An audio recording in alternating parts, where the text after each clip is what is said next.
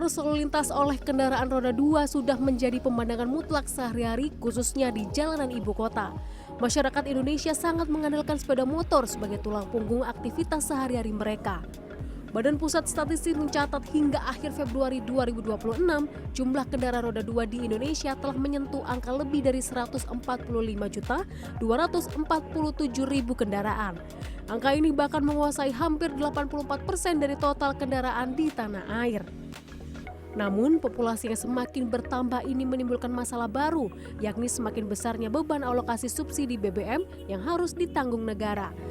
Sebagai solusi jangka panjang demi mengurangi emisi karbon, pemerintah kini berupaya keras menaikkan populasi kendaraan listrik dan memperluas ekosistem SPKLU di Indonesia. Berdasarkan data Kementerian Perindustrian per April 2026, total populasi kendaraan listrik telah mencapai 468.231 unit. Berdasarkan jumlah tersebut, motor listrik menjadi kelompok terbesar dengan lebih dari 242.000 unit.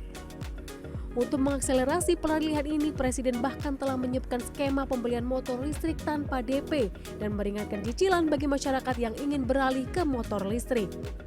Tapi tenang aja, kita ada skema-skema nanti yang sudah terlanjur punya motor bensin, nanti kita pikirkan bagaimana kita bisa tukar tambah. Kau setor motor yang lama, dapat motor baru. Ya tambah dikit lah, ya kan? Lalu, bagaimana cara kerja motor listrik dibandingkan motor bensin pada umumnya?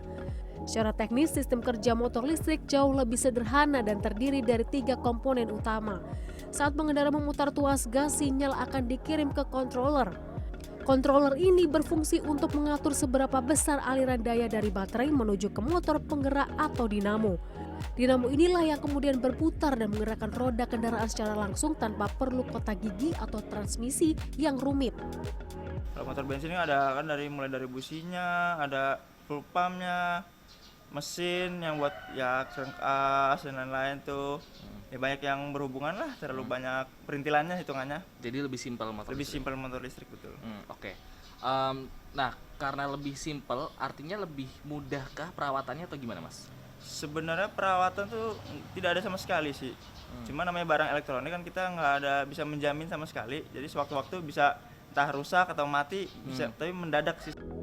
Namun di balik kemudahan dan klaim bebas polusi, transisi menuju kendaraan listrik bukan tanpa hambatan. Salah satu kekhawatiran terbesar yang sering menghantui calon konsumen adalah tentang komponen baterai. Harga baterai pengganti dan takut mendapat kualitas yang tak setara sering menjadi pertimbangan bagi masyarakat. Namun, seiring berkembangnya ekosistem motor listrik di Indonesia, suku cadang atau spare part kini semakin mudah didapatkan. Sebenarnya baterai motor listrik awet. Untuk yang jenis baterai yang sudah lithium atau yang LiFePO jenis baterainya. Kecuali yang kayak banyak di pasaran yang harga budgetnya di bawah 15 jutaan apa 10 jutaan tuh masih pakai model aki kering atau SLA. Itu yang tidak awet karena umurnya sekitar 1 tahun 2 tahun lah, tergantung juga kita perawatannya. Jika dibandingkan dengan motor bensin, populasi kendaraan listrik di jalan raya saat ini memang masih tergolong kecil. Hal ini bisa dipahami mengingat teknologinya yang baru serta ekosistem pengisian daya yang masih terus dibangun oleh pemerintah. Finfast sebagai salah satu pionir kendaraan listrik di Indonesia terus berkomitmen untuk menghadirkan transportasi yang mudah diakses dan didapatkan masyarakat serta ikut mendorong kemajuan ekosistem motor listrik di Indonesia.